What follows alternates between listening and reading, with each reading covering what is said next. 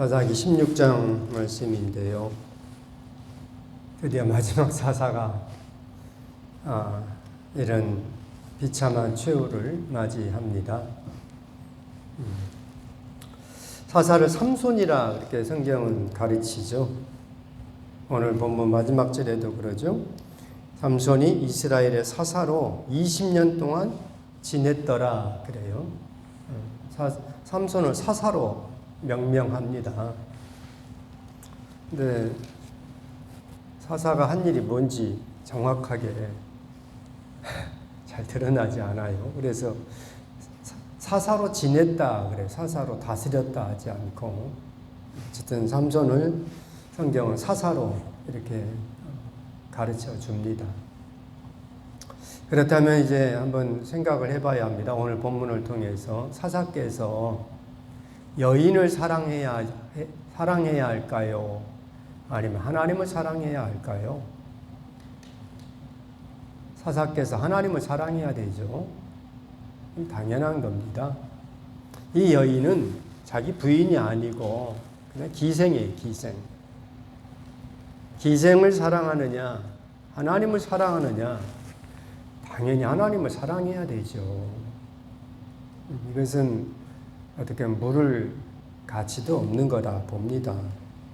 그런데 어쨌든 사사께서 기생을 사랑해요. 오늘 1절 같이 한번 읽어보죠. 1절. 삼손이 가사에 가서 거기서 한 기생을 보고 그에게로 들어갔더니 그럽니다. 4절도 같이 읽어보죠. 4절. 이후에 삼손이 소렉 골짜기에 드릴라라 이름하는 여인을 사랑하며 그럽니다. 삼손과 드릴라 영화도 있죠. 아무튼 삼손은요 사사임에도 불구하고 결국 14장 1절에 이 늪에서 헤어나지 못합니다. 14장 1절도 같이 한번 읽어보죠. 14장 1절. 삼손이 딥나에 내려가서 거기서 블레셋 사람의 딸들 중에서 한 여자를 보고 그럽니다. 14장부터가 이제 삼손이 13장은 삼손이 태어나는 것을 얘기해 주고요. 14장부터 이제 삼손이 성장하여서 사사로서 활동하는 그런 부분을 이제 가르쳐 줘요. 그런데 우리가 14장 말씀 나눌 때에도 15장 어제도 좀 그랬지만요. 아무튼 이 14장 4절 말씀 해석하기가 참 어렵다 그랬어요. 삼손이 블레셋 여인을 사랑을 해요. 그리고 그 블레셋 여자하고 결혼하려고 합니다. 하나님 말씀은요, 이방 여인과 결혼하는 걸 하나님 허락하지 않아요. 지금 우리 입장에서 보면은 그 말씀 이해하기가 좀 어렵죠. 다른 나라 여자하고 결혼하는 것. 물론 우리 아이들이 외국 사람하고 결혼하는 거 그렇게 쉽게 받아들이기는 좀 쉽지는 않죠. 어쨌든 성경은 이방 여자하고 결혼하는, 이방 사람하고 결혼하는 것을 성경은 허락하지 않습니다. 근데 사사께서 다른 사람도 아닌 사사가 이방 여자, 그것도 블레셋 원수하고 결혼하려고 합니다. 이것을 성경은 이렇게 말하죠. 이 일이 여호와께로부터 나왔다. 14장 4절에 그때 블레셋 사람 이스라엘을 다스렸 까닭에 삼손이 틈을 타서 블레셋 사람을 치려 함이었으나 그의 부모는 이 일이 여호와께로부터 나는 것인 줄 알지 못하였다. 이렇게 해요. 그래서 삼손이 블레셋 여자와 결혼하는 것을 정당성을 인정해 주는 것으로 그렇게 보입니다. 그런데 이것은요, 삼손의 착각입니다. 14장에서 우리가 말씀을 나눴지만 블레셋 여자하고 결혼하면서 수수께끼가 등장하고 결국 삼손이 그 수수께끼에 치죠. 수수께끼에 진 것이 자기 부인의 계속 부인이 수수께끼 정답을 가르쳐 달라고 이렇게 타박을 하니까 거기에 지고 넘어가는 거예요. 자기 아내가 계속 칭얼대자 비밀을 누설합니다. 그리고 이런 실수를 오늘 16장에서도 계속해요. 기생에게로 들어가고, 그죠? 아까 16장 1절에, 오늘 본문 16장 1절에 삼손이 가사에 가서, 이 가사는 블레셋 지역이거든요. 블레셋에 가서 한 기생을 보고, 또 오늘 들릴라도 어쨌든 삼손이 여인을 사랑합니다. 삼손은요, 이렇게 보니까 14장부터 16장까지 계속하는 것이 여인의 치맛바람에서, 여인의 치맛자락에서 헤어나오지 못하고 있습니다. 그리고 자신의 가장 비밀스러운 부분을 가르쳐줘서는 안 될 부분을 누설하고 말죠. 오늘 본문 16절 같이 한번 읽죠. 16절, 날마다 그 말로 그를 재촉하여 조름해 삼손의 마음이 번뇌하여 죽을 지경이라. 턱 털고 나와야 되는데 들이라가 계속해서 당신 힘의 비밀이 무엇이냐? 나를 사랑한다면은 그 힘의 비밀을 나한테 가르쳐 줘라. 처음에는 그냥 하고 그냥 아무렇게나 말을 했죠. 마르지 않은 새 활줄로 나를 묶으면은, 7절에 그러죠. 마르지 않은 새 활줄로 나를 묶으면은 내 힘이 다 빠진다. 그런데 들이라가요, 정말 들이대는 거예요. 마르지 않은 새 활줄로 자기의 애인 삼손을 묶어버린 거예요. 그런데 삼손이 그것을 아무튼 이겨내죠. 그럼 거기서 들이라를 탁 차고 나와야 되는데 계속 있는 겁니다. 계속. 이해가 잘 안 돼요. 두 번째는 뭡니까? 쓰지 않은 새 밧줄로 나를 묶으면은 들이라가 계속 울어대는 거예요. 당신 힘의 비밀이 뭐냐? 예? 예. 쓰지 않은 새 밧줄로 나를 묶으면은 내 힘이 없어진다. 그렇게 말하고. 예. 세 번째는 머리털 7가닥을 배틀의 날실에 섞었자 하면은 7가닥에서 7가닥 이렇게 생각할 수 있는데요. 다른 번역을 보면은 7머리를 7가닥으로 묶은 것으로 그렇게 번역을 했어요. 그러니까 머리 전체를 7가닥으로 이렇게 딴 머리. 그렇게 이해를 하면은 머리 7개를 빼가지고 어떻게 날씨를 묶을 수 있겠어요. 그죠? 네. 여기까지 해서 머리가 이제 등장을 하잖아요. 머리가 등장하면 이제 정말 드리라를 박차고 나와야 되는데 삼손은 드리라에게 붙잡혀버립니다. 그리고 결국은 자기 머리털이 밀리면은 힘의 근원이 사라진다. 비밀을 발설합니다. 삼손이 바보죠. 그죠? 그런데 삼손만 바보인가?